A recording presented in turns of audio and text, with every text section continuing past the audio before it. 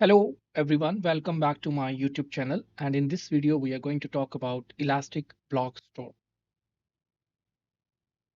What is Elastic Block Store? Elastic Block Store is one of the options available in AWS as a storage. So when I talk about a storage, in AWS we have primarily three type of storage options available. One is block based storage, or you can say block storage. Another is file storage, and another one is which is object storage. So this file storage and object storage we are going to cover later on. And today I'm going to talk about block storage. So when I say block storage, why first of all we need to understand why we call it block storage.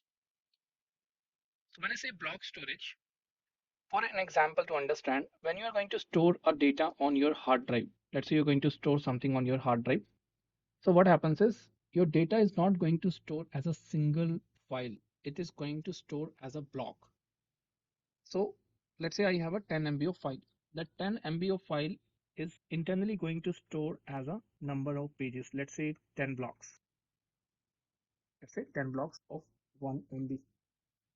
For you, it is a single file of 10 MB. But for system, it is going to be a 1 MB of block. I'm not going in discussion of 1 MB or 256 KB. That actually depends on hard drive to hard drive also. So, but these are blocks for us. And that's the reason we call it block-based storage. However, in AWS, we consider that as elastic block store. Since in AWS, we believe that cloud is elasticity is one of the feature of the cloud. So we add this keyword in many services in as a prefix, elastic block store, we call it. So elastic block store is going to give you two options. One is that you can create a volume. And when I say volume, volume is like a hard drive. Volume, you can say one partition of your hard drive. For example, I'm going to create one Windows server on AWS and I want to attach separate 100 GB of storage to that machine. That you can do using Amazon EBS volume. So these storage volume that you can attach to Amazon EC2 instance also.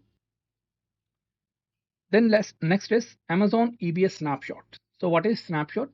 Snapshot is just a backup. It is a backup of your volume. It's a point in time backup. Point in time means the moment you are going to take a backup, that is considered as point in time backup. Amazon EBS volumes. So when you create your one of the server, let's say Windows server you create or Linux base you create, doesn't matter. So you will get one drive associated with it. That is called root volume. Root volume means which has operating system installed on it. Like in case of Microsoft, it is going to be Windows. In case of Linux, many distributions are available. But though that will be considered as a root volume. However, you can attach separate volume also. That is going to consider as data disk or data volume, whatever you can do. So you can attach this volume to EC2 instance. It's plug and play architecture. When I say plug and play architecture, you can attach it to EC2 instance. Later on, if you want to remove it and attach to another EC2 instance, that also you can do using Amazon EBS volume. By the way, we are going to do a practical sessions also. These are the features of Amazon EBS. When I say features of EBS, I'm going to talk about in a very detailed about this. For example, one of the feature we have is data availability. When I say data availability, when we create a data on these EBS volumes, so these first of all that these volumes will be created on a AZ level, which is availability zone. This volume will be created on a AZ level. And when as a customer is storing the data on these volumes, AWS replicate this data to different availability zones. For example, they are going to store one copy in AZ1, another copy in AZ2, and another copy in AZ3. So that if one of the availability zone is not available, still your data is important, right? So we are going to keep a separate copy of it. That's where your data availability is very high in case of Amazon EBS. Next is persistence, data persistence. Data persistence means, like I said, it's a plug and play architecture. Plug and play, just like your pen drive, guys. So when you plug the pen drive, you can see the data. When you're going to remove that pen drive, you will not be able to see that data. Similarly happens with EBS also. So you can plug that, you can attach that drive to EC2 instance, you can see the data. But the moment you are going to delete your EC2 instance, still your data would be there. Data will not be deleted until unless you are going to delete that particular volume itself. Then your data will be deleted. Then data encryption. Since when you store the data, you want security as well. Sometimes we store sensitive information on EBS. Like I'm going to work with personal card industry or GDPR or something I'm going to work, and I want to store that data in an encrypted manner. So what happens is by default, Amazon use their own encryption, which is designed for EBS. But if you say I want to use my own encryption technique, that also you can do using customer managed key option. Then comes data security. When I say data security, logically think about it, how Amazon is doing this, how Amazon is giving you this EBS volume to you, because it's a storage, you can say virtualization of storage, where they are taking one part of the machine or one part of the storage and giving it to you, but they make sure when it comes to you as a volume, that is going to come at a brand new. So they are going to clean everything on that. First of all, format. So there would be no files, no format, nothing would be there. It's just a physical drive, but there's no data on top of it. Snapshot. Snapshot is backup. You can take backup of these volumes using snapshot feature that we are going to cover later in practical also. And flexibility. When I say flexibility, today you say I want to work with 1 TB of size. And after a few days, you're saying my requirement is changing now. I want to shift to 2 TB now. You can, even without deattaching or stopping anything, you can do the modification in a size. When you create a EBS volume or snapshot, you can do it using Amazon EC2 console, command line interface also, AWS tools for PowerShell also, using CloudFormation template also. You can directly call Amazon EC2 query API also. And if you're coming from a development background, you know how to code using .NET, Java, Python, then you can do EBS creation or snapshot using AWS SDK as well. Amazon EBS volume type. This is same like when you go to the shop and ask for, hey, I'm going to buy a laptop. And then seller says that what is the configuration that you're looking for? Seller says we have this configuration. It comes with 16 GB RAM, 1 TB hard disk, 2 TB hard disk, right? Different configurations. That's where every customer has different requirements. So we have volume types here. Solid state drive, which is SSD, hard disk drive, which is HDD drives, and previous generations as well. So if you ask me technically what is the difference between all these, for these I am going to add some Amazon's I would say screenshots that I've taken from Amazon direct website. Let's understand those. Couple of examples they have given. One is Amazon EBS general purpose SSD volumes. This entire picture is from Amazon website. Here you can see in a solid state drive we have primarily two options. One is Amazon general purpose and one is provision. Based on the features, for example, in EBS general purpose, they give GP3, which is stand for general purpose 3 and general purpose 2.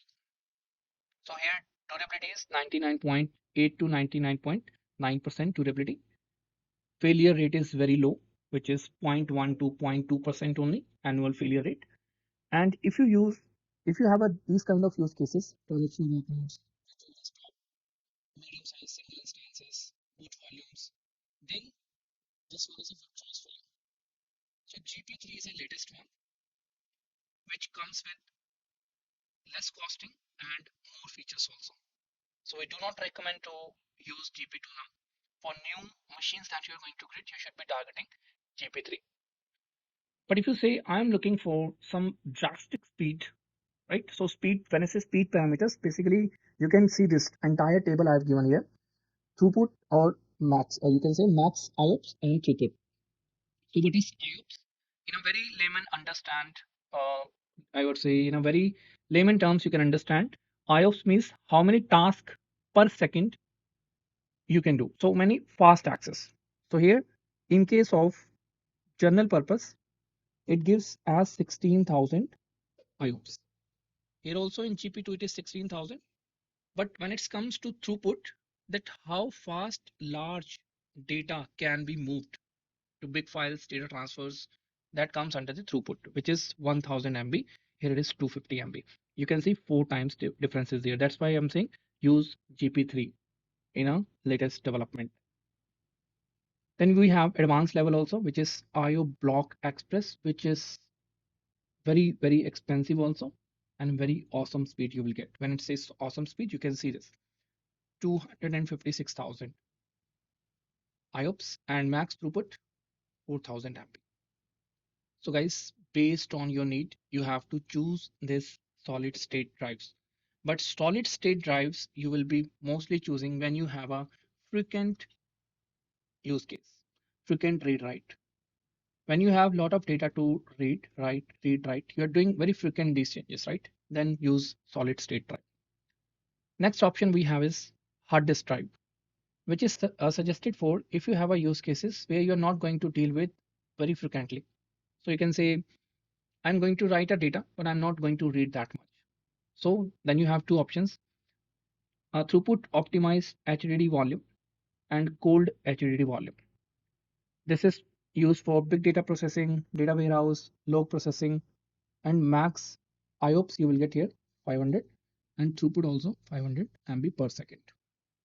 Again for cold HDD you will get 250 to 50 MB per second.